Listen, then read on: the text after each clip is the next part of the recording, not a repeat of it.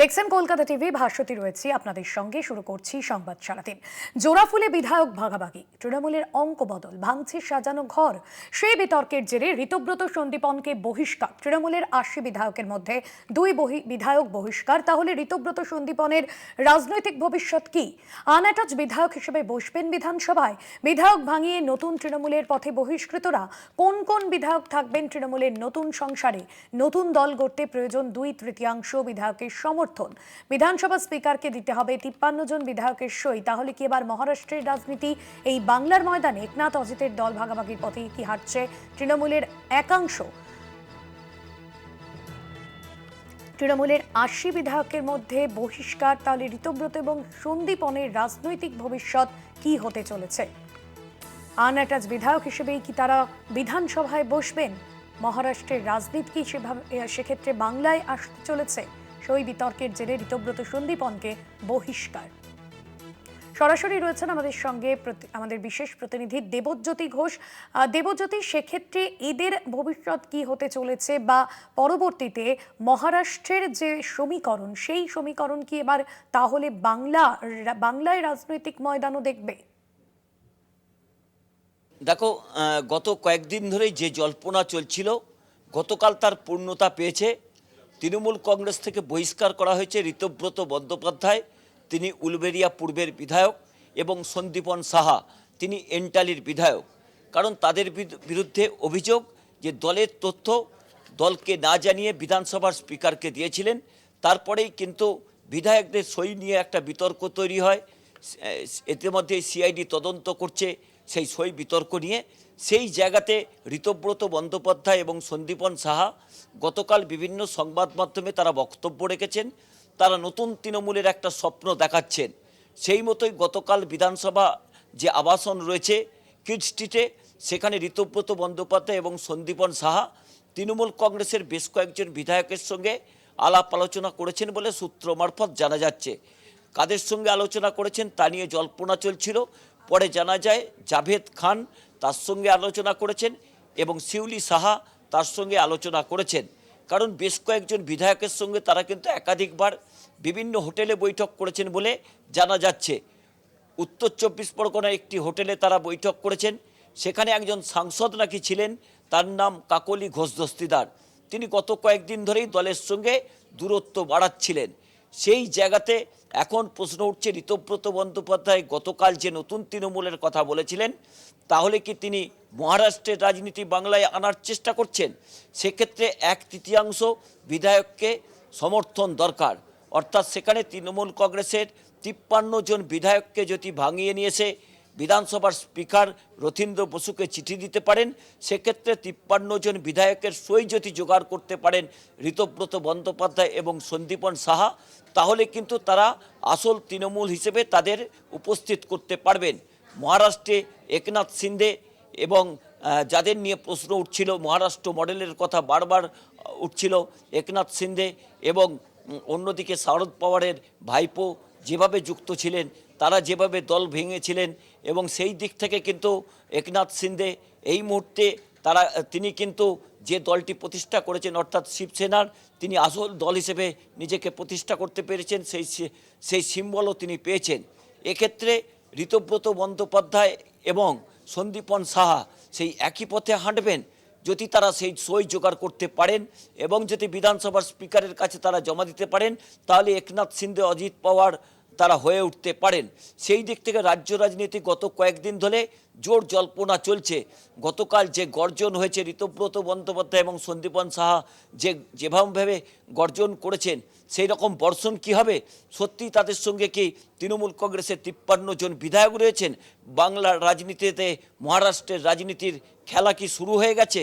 কারণ বেশ কিছু বিধায়ক অবশ্যই তাদের সঙ্গে যোগাযোগ রাখছেন, কিন্তু সেই বিধায়করাও একটু তারা জল মাপতে চাইছেন। সত্যিই কি ৫৩ জনের সই জোগাড় করতে পারবে ঋতব্রত বন্দ্যোপাধ্যায় এবং সন্দীপন সাহা? যদি তারা জোগাড় করতে পারেন তাহলেই কিন্তু সকলে সই করবেন। যদি সকলে সেই সই জোগাড় করতে না পারেন, তাহলে কিন্তু সেই সব বিধায়করা সই করবেন না, যারা কথাবার্তা কয়েকদিন ধরে বলছেন। কারণ সেই সই যদি করেন এবং সেখানে যদি সংখ্যা দেখা যায় যে 25-30-এ দাঁড়িয়ে গেছে বা 10-12 জনে দাঁড়িয়ে গেছে, তাদের বিরুদ্ধেও কিন্তু তৃণমূল কংগ্রেস একই ব্যবস্থা নিতে পারে। সেই জায়গাতে সন্দীপন সাহা এবং একদমই একদমই ঋতব্রত বন্দ্যোপাধ্যায়। দেবজ্যোতি, তুমি সঙ্গে থাকো। গতকাল তৃণমূল সুপ্রিমো মমতা বন্দ্যোপাধ্যায় তিনি ফেসবুক লাইভ করে এ বিষয়ে কি বলেছেন তা আপনাদের শোনাই। দল করত নীতিহীন একজন, আমাদের ভুল হয়েছে তাকে টিকিট দেওয়া, পায়ে পড়েছিল এসে, সেদিন বাঁচানো সিপিএম ঠিক করেছিল। অন্তত এই একটা ক্ষেত্রে তাদের আমি অ্যাপ্রিসিয়েট করি, ওকে তাড়িয়ে দিয়ে। তা সত্ত্বেও আমরা তাকে দুবার সংসদে জিতিয়েছি, অন্য লোকের টিকিট কেটে তাকে হাওড়ায় দাঁড় করানো হয়েছে। আজকে তাদের কাছে আমি ক্ষমা চাইছি হাত জোর করে, যে আমরা আপনাদের সাথে এরা বিশ্বাসঘাতকতা করলো, এদের আমরা ক্ষমা করিনি। আজকে দুজনকে আমরা অলরেডি দল থেকে এক্সপেল করে দিয়েছি, বহিষ্কার করে দিয়েছি।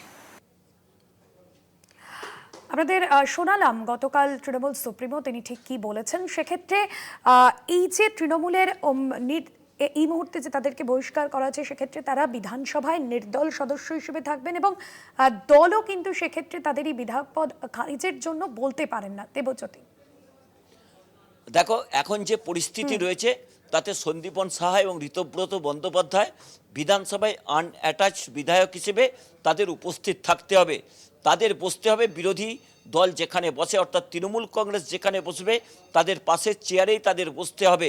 কিন্তু যেহেতু তৃণমূল কংগ্রেস তাদের বহিষ্কার করেছেন, তারা যতদিন না ভারতীয় জনতা পার্টিতে যোগ দিচ্ছেন বা অন্য কোনো রাজনৈতিক দলে যোগ দিচ্ছেন, ততদিন পর্যন্ত তাদের সদস্যপদ খারিজ হবে না।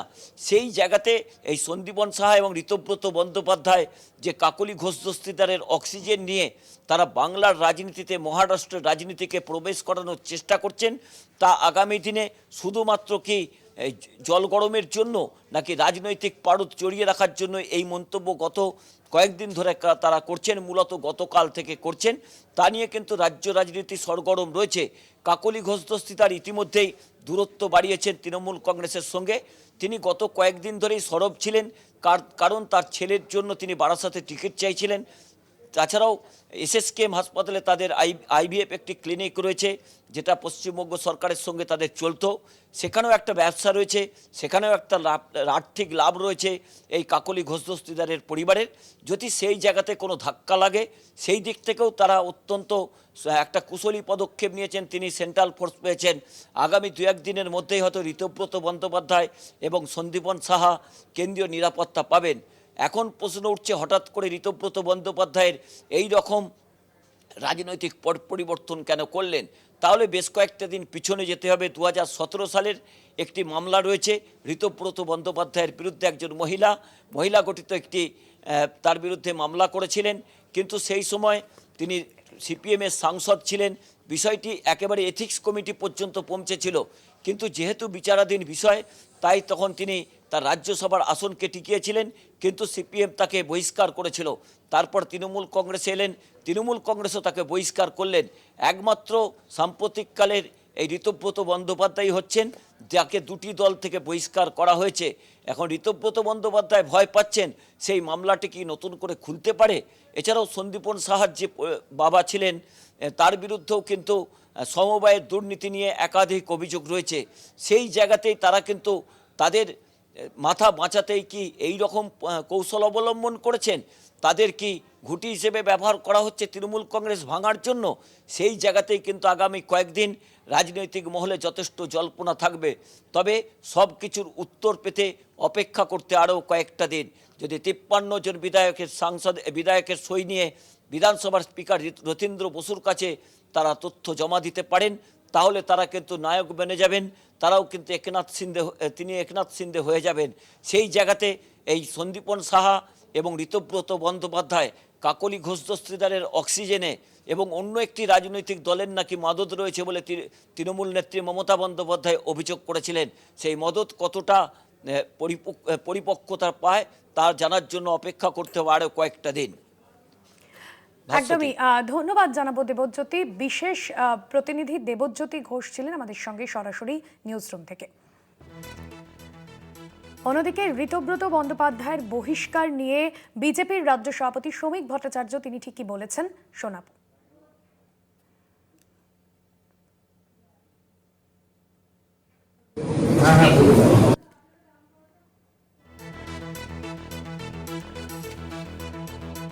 আনঅ্যাটাচ বিধায়ক হিসেবে বসবেন কি বিধানসভায়? মহারাষ্ট্রের রাজনীতি কি এবার বাংলায় হতে চলেছে? বিধায়ক ভাঙিয়ে নতুন করে কি কোনো সমীকরণ হতে চলেছে? সই বিতর্কের জেরে ঋতব্রত এবং সন্দীপনকে বহিষ্কার করা হয়েছে। গতকালই রাজ্যে প্রাক্তন মুখ্যমন্ত্রী তৃণমূল সুপ্রিমো মমতা বন্দ্যোপাধ্যায় তিনি ফেসবুক লাইভে যে স্পষ্ট করেছেন বিষয়টা, যেখানে তিনি বলেছেন যে সিপিএম এর সময় দুজনকে আমরা দেখেছিলাম যে ঋতব্রত তিনি বিধানসভার সদস্য ছিলেন, তাদেরকে যে সিপিএম থেকে বহিষ্কার করা হয়েছে সেটা কিন্তু সিপিএম একেবারে সঠিক কাজ করেছে। বিজেপির রাজ্য সভাপতি কি বলেছেন এ বিষয়ে শোনাবো। तो मलाई सबने खाया ममता जी का नाम पर। अभी समय बदल गया, ये लोग भी बदल गया, तो इसीलिए तो हम बोलते थे तृणमूल कांग्रेस कोई पार्टी नहीं था। बहुत सारे लोग हैं जिसका खिलाफ तृणमूल कांग्रेस ने मोर्चा खोल दिया था, जैसे ऋतुब्रत बनर्जी, जिसका एक घटना लेकर एक ही रात में 900 सीपीआईएम का ऑफिस को तोड़ा गया था। उसका बाद ममता बनर्जी अपने पार्टी में उसको शामिल कर लिया, राज्यसभा में भेजा, अभी विधायक बनाया, नेता बनाया, अभी मुंह खोल रहे हैं। तो जनता के सामने सब कुछ है, जनता सबको तृणमूली समझते हैं, उसका डीएनए कभी बदल नहीं होगा। डीएनए